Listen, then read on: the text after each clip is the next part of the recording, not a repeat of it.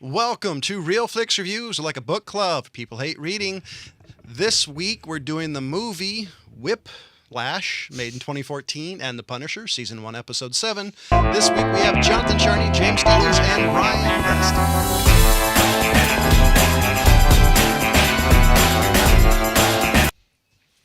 Well, ladies and gentlemen, we do have to tell you all good things do come to an end, and unfortunately, this is going to be the last month of Real Flix Reviews. Hold your applause, please. There is good news, though. The Mad Trio will be back. Real Flix Reviews might. We're going to be doing a new show sometime the beginning of next year. We haven't really set any dates, so you'll see the Mad Trio of movie reviews just in a different format. We will promise that if there's an amazing movie that we do want to see, we will come out with a special episode of Real Flix Reviews. Probably won't be on Star Wars, though, so don't hold your breath. So, with that being said... You don't want them to kill themselves? No, not really. Oh, okay. Whiplash, 2014. A promising young drummer enrolls at a cutthroat music conservatory where his dream of greatness are mentored by an instructor who will stop at nothing to realize students' potential. And holy shit, J.K. Simmons plays a dick in this movie. Conservatory. Can you say that? No. Okay. Obviously, we've done this show for 200 and something episodes. Oh, come on, Ryan. You were thinking it too. Hey, I'm surprised he nailed J.K. Simmons. I'm leaving it alone. See? Obviously, I've had people tell me I've got to be from the South because I can't enunciate So you know what? correctly. I'm going to jump in on this one since both of you only saw clips. Yeah, I sold them out. Wow. I got to say, with these types of movies, I'm not really into band films or anything like that. So this one... Bullshit, actually, you love that thing we do. I remember you just raving about it. I've never seen that movie. He's lying, by the way. No, I'm not. I don't even know who the hell's in it. Anyways, so going into this one already had like negative points according to me. And He's racist. When I was done with it, this is a 4.5. And I don't say that lightly. So this movie really got compared to like the music version of The Black Swan. That's all the reviews I read about it. Nah. Black Swan sucked. Oh, I haven't seen Black Swan. It's not really my type of movie, but I heard a lot of amazing things about this movie. The most amazing thing is I don't ever remember hearing about this when it came out. Yeah, I didn't hear about it either. Well, Ryan? I'll tell you what, I had heard about it just because I am so hesitant to say this shit after seeing this movie. and James will know why. I'm a drummer. And yes, I meant that as a question. He's questioning his own ability. I have never had, oh my God, I've never had an ounce of this dude's talent or drive. Yeah. You didn't have to agree with me that quickly, James. Thank you. But no. James has seen me probably, maybe not at my technical best, but definitely at my fastest. Nowhere even close to how quick this dude's hands move. No shit. Well, But I've had friends bring it up to me like, "Oh, dude, you got to see this movie. You got to see this movie. You got to see this movie." And I figured this was the good enough excuse to force myself to watch it. I couldn't fucking believe how good of a movie this was. So it was almost like jaw at the floor. Like, oh shit, shit. I've actually had the pleasure of at least partly working with a professional studio grade / touring drummer. So I think that the level that guy was at, I can totally believe how fast he was, because this particular guy I'm talking about was an amazing drummer. I mean, it was almost sad how amazing, how poorly everybody else was compared to him. Yeah, I've definitely seen amazing drummers, but let me tell you from personal experience, there is a giant chasm.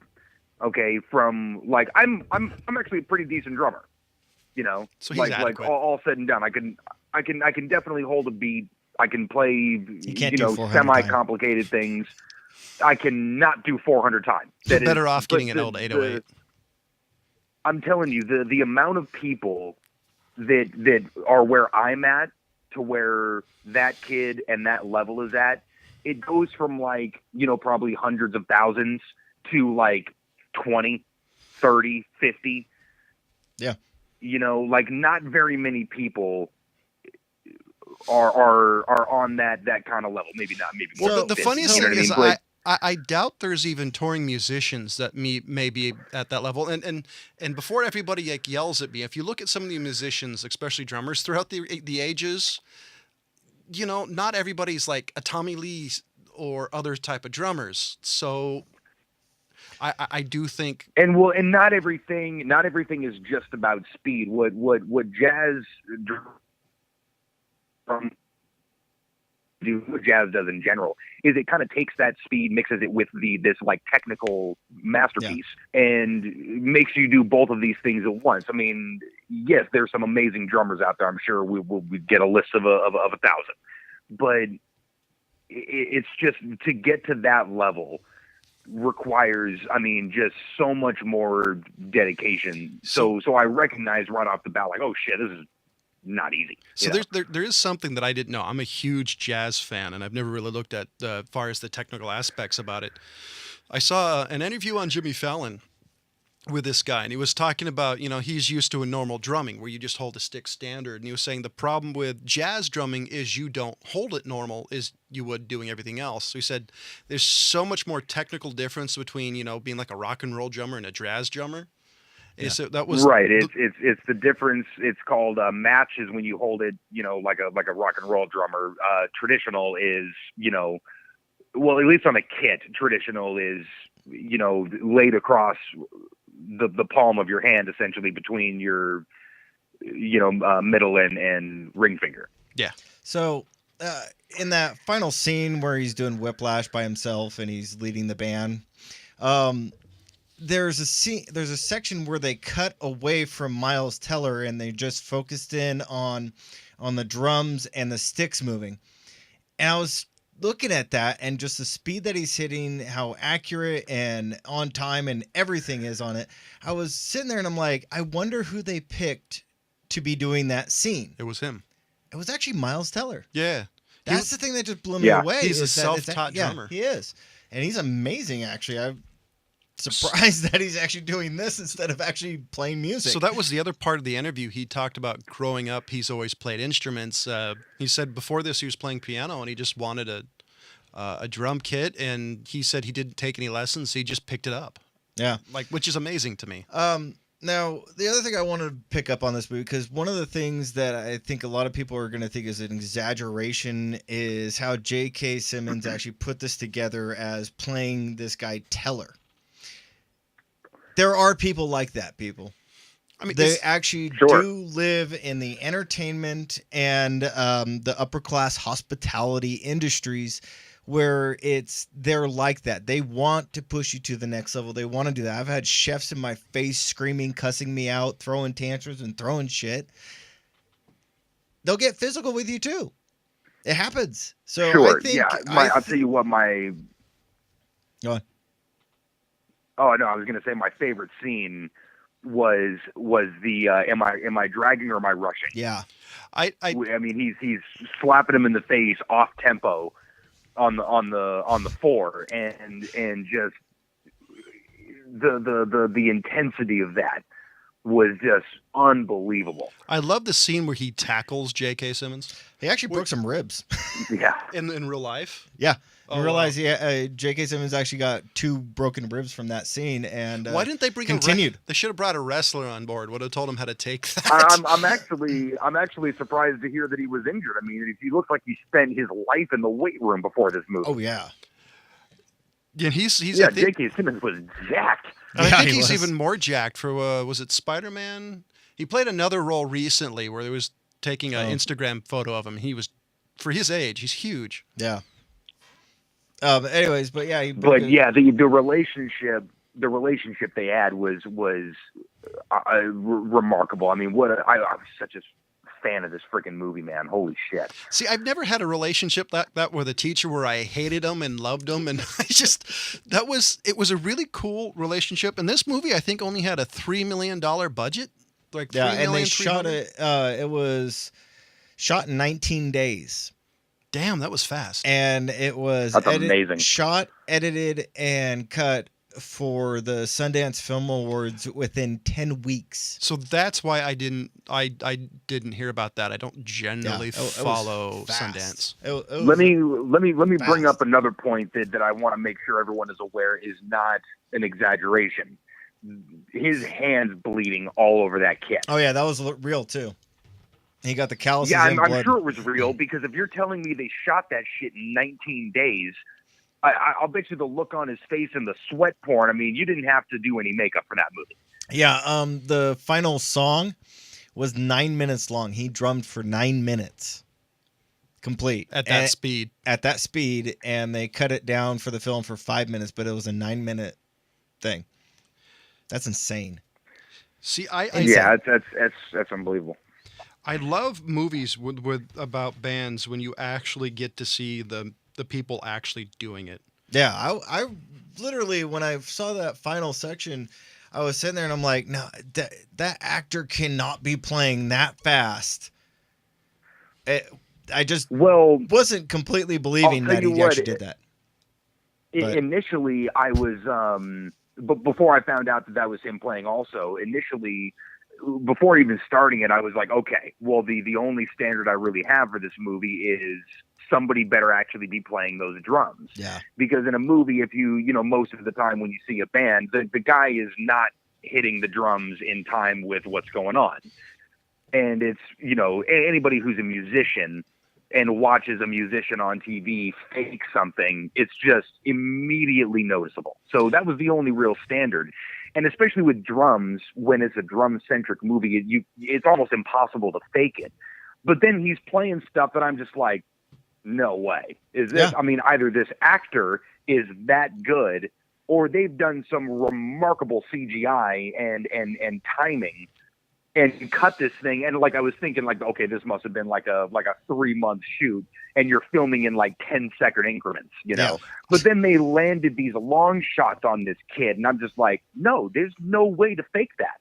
Yeah, there's no way to do that. I do wonder how long it took the production to find him, because you're looking for a very odd skill set. I'm looking for a really good actor who has the ability of at least a professional drummer. I don't know. I looked up this director, and he wrote the movie as a short in 2014 or 2013, and then put this film, the full film, out the next year. So he found the guy somewhere there, and I mean, I've got like over 20 years experience as a sound man. I've worked with drummers. They're a pain in the ass to control. But to see this type of thing where you have a drummer that, I mean, I don't think people out there really understand that drummers are human metronomes. They're human musical metronomes. Yeah. They keep time and they make music with the cymbals and the toms and everything, but the snare, the kick, that is keeping time, people. So they're doing that and then making all these other shit around it. And I mean, it's amazing to see something like this where you have a full band being conducted with the speeds that he was pushing the drummers to control. By the way, if you guys want to see what a lot of people call one of the best drummers of all time, look up a gentleman by the name of Buddy Rich. He was referenced in the movie. Yeah. He, damn. Just watch him. I won't spoil anything, but it's art in motion. Won't spoil anything. Yeah, I don't want anybody to see. What are you going to have to do? Like put up YouTube clips of it? Yeah, I don't want people to see it because he's going to spoil it. Go ahead and spoil it, John. Well, I mean, there's like spoiler alert, everybody. Well, a high-level musician, it's hard to describe, and describing so I think is not only the detriment to the person. And somebody of that quality, you can't, somebody like him does not come along all that often. I'd say the same thing about the Beatles. Let me put it this way. The recognition as a drummer is a very rare thing. People can definitely count on one hand the amount of drummers that they're aware of. I mean, I don't even think they need the whole hand. I mean, drummers are not typically famous for, like James said, they're typically there to keep time, not to show off.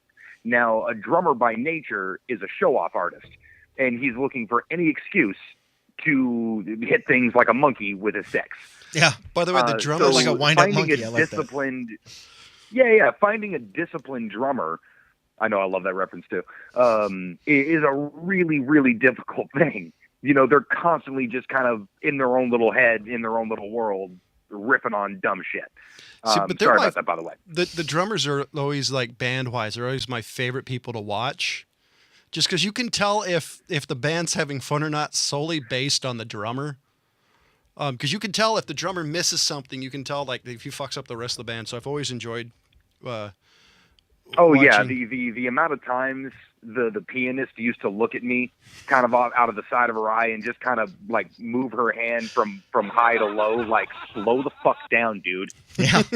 So, unfortunately, as James narked us out, we didn't get to see a chance to see it. I have an excuse. I have a very young kid, and let's just say watching a movie and trying to corral a child is damn near impossible. And a salute to those who somehow have the ability to do that. You just have him sit on your lap while J.K. Simmons is sitting there cussing people out and slapping them. Yeah, just what I want is him to start repeating some of that language. So Did I say I play it like a wind-up monkey? Years before that. So Ryan's definitely going to see it. It's on my list of movies to see, and at this point, that list is getting... Yeah, Ryan's probably going to watch this right after we finish. So, ladies and gentlemen, you can... basically. You can catch us on Facebook.com/RealFlixReviews and iTunes, Podbean, Stitcher, and more. So, this week's TV show is The Punisher, Season 1, Episode 7. James saw it, he liked it, and so we're going to... what? I was going to switch to movie news just to screw with you, but go ahead. You can switch to movie news. I don't care. If you haven't seen The Punisher, watch saw it. I liked it. It was good. Watch The Punisher. Yeah, that's all we really have to say. I mean, I picked this one just because there was some weird shit going on, but that's about it. So I am happy. So I looked into it a little bit. I'm happy that what's the devil isn't in it. The devil? Daredevil? Daredevil, thank you. I'm really tired. I'm happy Daredevil's not in it.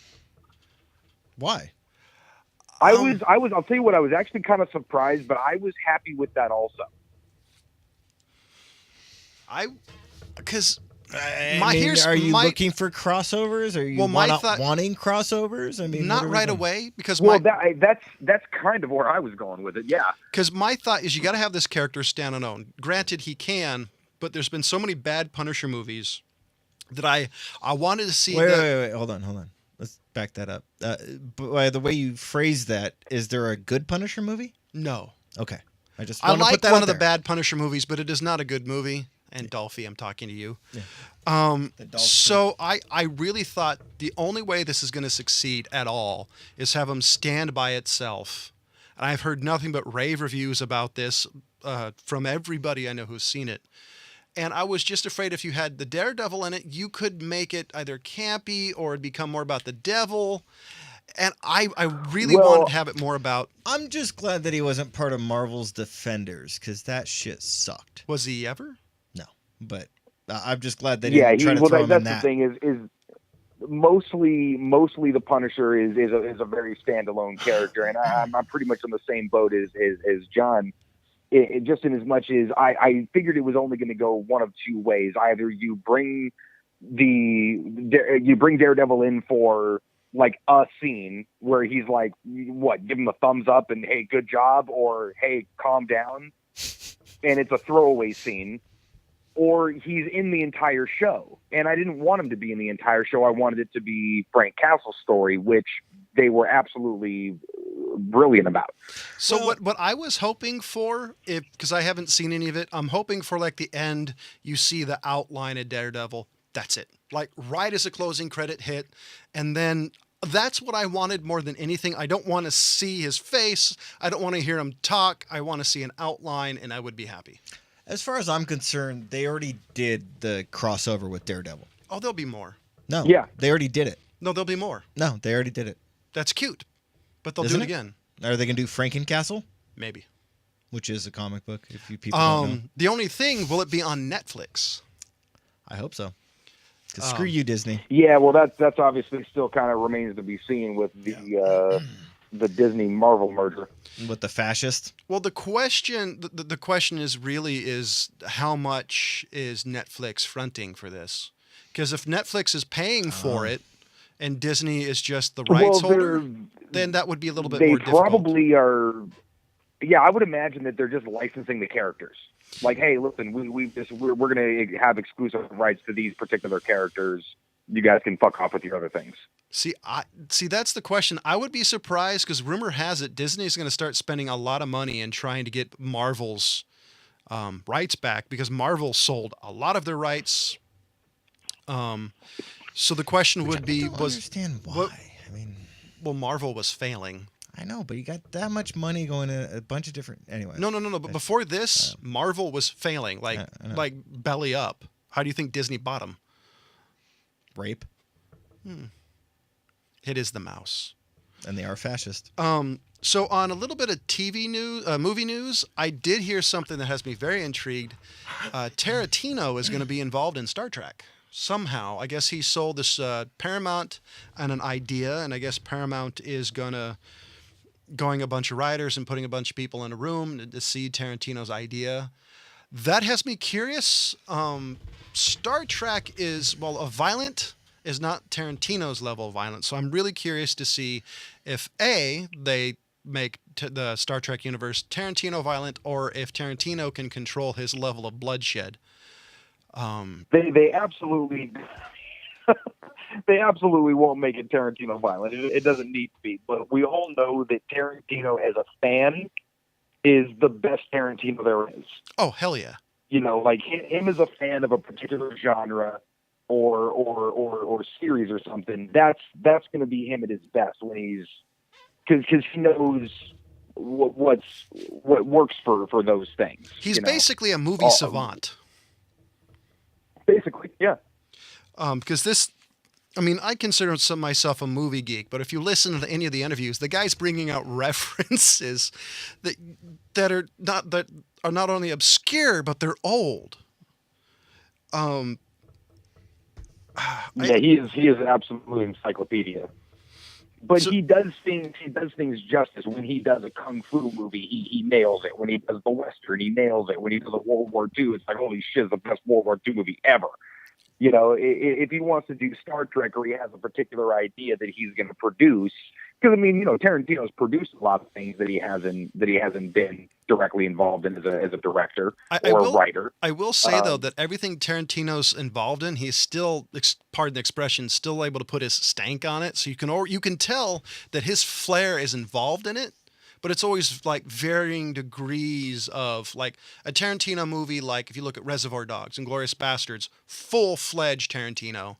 But if you see like Sin City, where he is involved in, you can still see his influence in there. Well, but even in the stuff that he's produced with like Rodriguez, it's just things that people that he respects, and says like, hey, listen, I'm kind of signing off on this being an amazing idea.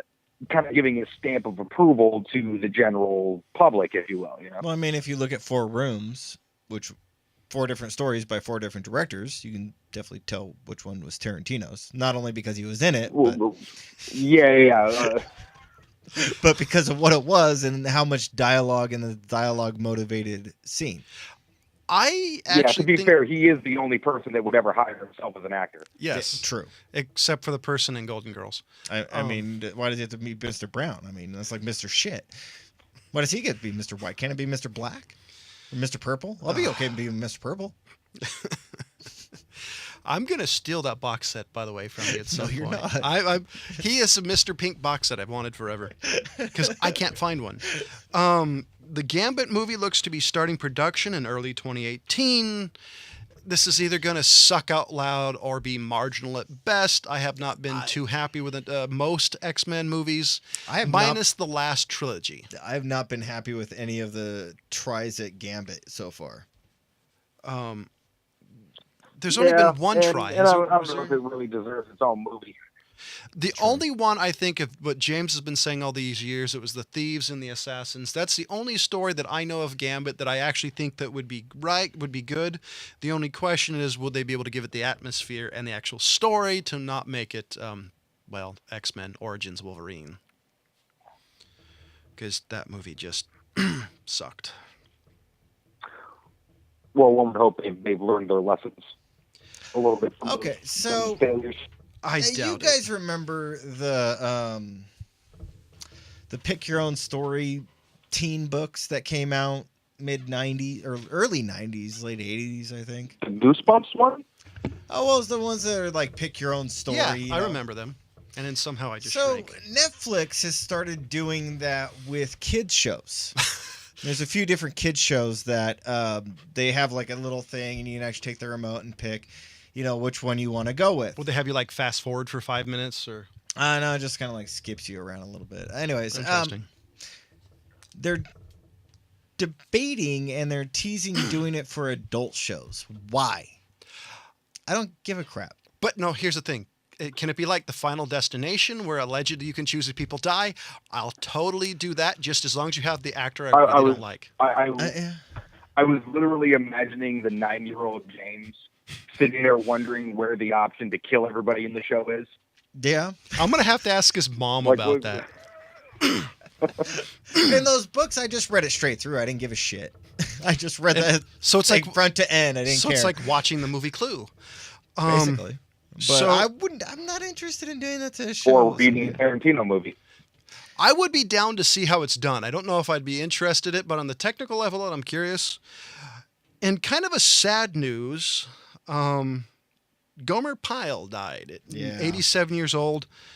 Fantastic he's singer. a name. Amazing singer, guys. I know he has a real name. Jim Neighbors. Thank you. I was just about to say John Neighbors.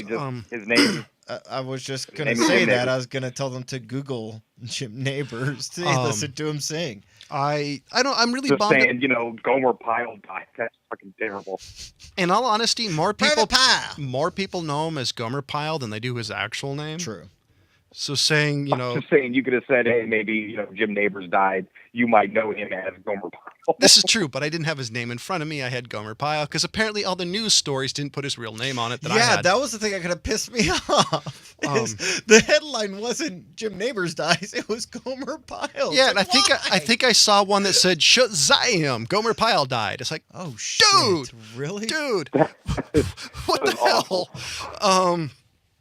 God. So I grew up at hopefully like anybody in our age watching reruns of the Andy Griffith Show. So I was really bummed that he died. This is one of the few actors that I've never heard anything bad at all, which apparently in Hollywood is very rare, especially if you pay attention to the Weinstein guy.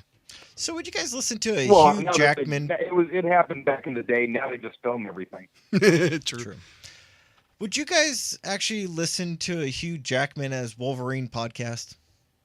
Is it him doing the podcast as Wolverine? I would totally. I doubt that it's actually Hugh Jackman, but Marvel is launching a Wolverine podcast next year. So here's kind of my thought about it. If it's in character, because I would totally listen to somebody doing Wolverine and like talking about modern day stuff would be hilarious, especially if it came to like politics.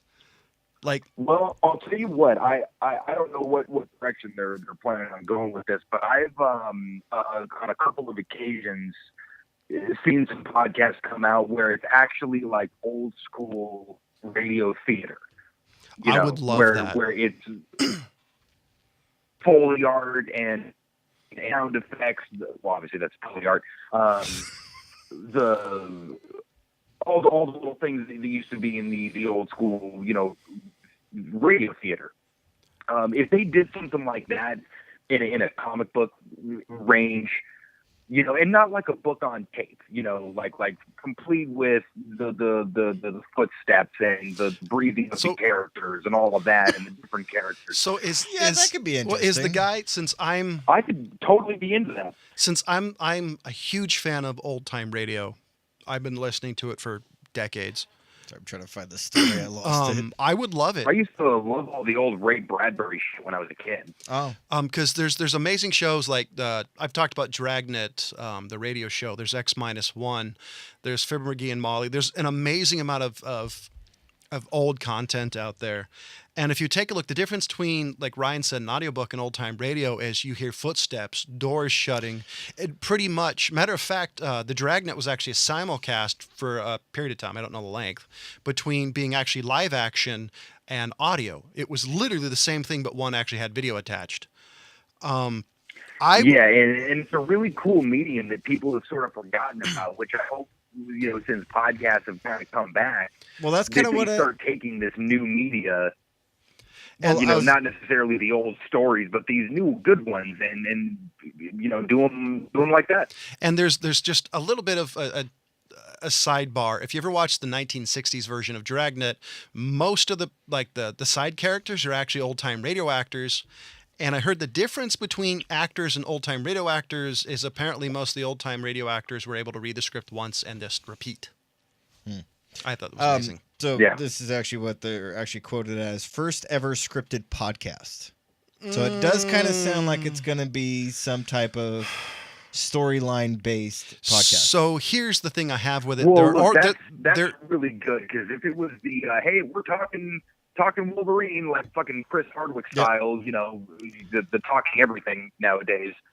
Like, man, do we really need one dedicated to Wolverine? So here's the issue. That's kind of what I was thinking. Here's the issue I have. There's already scripted. I want to know exactly what they made scripted, because there's already podcasts that are stories. Are you talking about full, like we were talking about, like old time radio, or it's just stories? Because just by saying scripted, I call bullshit, because there's already scripted podcasts. So, well, I think they're actually doing what I was kind of describing. Yeah, I would love it. I'd actually love if they did a half-hour story every week. I would subscribe right now. Give me the fucking button. That's what I'm thinking it's going to be. Yeah, I'm totally in. That sounds like a great idea. But on the other hand, there's two questions that come in mind. What's the audience they're aiming for? Are they aiming for kids? Like the 30 to something age, like adults? Because if it's for kids, well, it'll be entertaining. I don't know if I like it. If it's more like the Marvel movies, there's a better chance I think it'll quality versus, hey, Wolverine, what are we going to do today? I don't know, type of thing. Right. No, I mean, I think they're definitely going with the latter. I think they're why would you limit style. yourself to kids? I don't know. I don't know, because it's Marvel, and I think Marvel has to toe a line, which I think Deadpool kind of way stepped over. No, they don't. No, they've gotten rid of towing the line. And now it's about money. Well, I'm happy. I'm actually happy with that. Because as a parent, I actually know what the movies are about, unlike the guy who took a 6-year-old to Deadpool. What's wrong with Deadpool? If you took your 6-year-old to Deadpool, you're an idiot. And he's trying to create a hit girl, man. or permanently scar his child. Or you do exactly what you're doing, and I respect you. So next week is kind of the bonanza, the end of Real Flix Reviews for now. We've decided no format. We're literally just going to do whatever we want. So we picked a movie that was in theaters. It's no longer in theaters for probably a year. We're going to pick the latest Kingsman movie. Was it Kingsman, the Golden Circle or something like that? Golden Circle, correct. Golden Watch, Golden Shower. It's one of those. Do you have a TV show? Yes. The Mist, and we're doing episode 7 again. So cool. Yeah. Well, ladies and gentlemen, thank you for watching. As always, there's Jonathan Charney, James Stevens, Ryan Blackglove Preston, and as always, thank you for listening. Goodbye.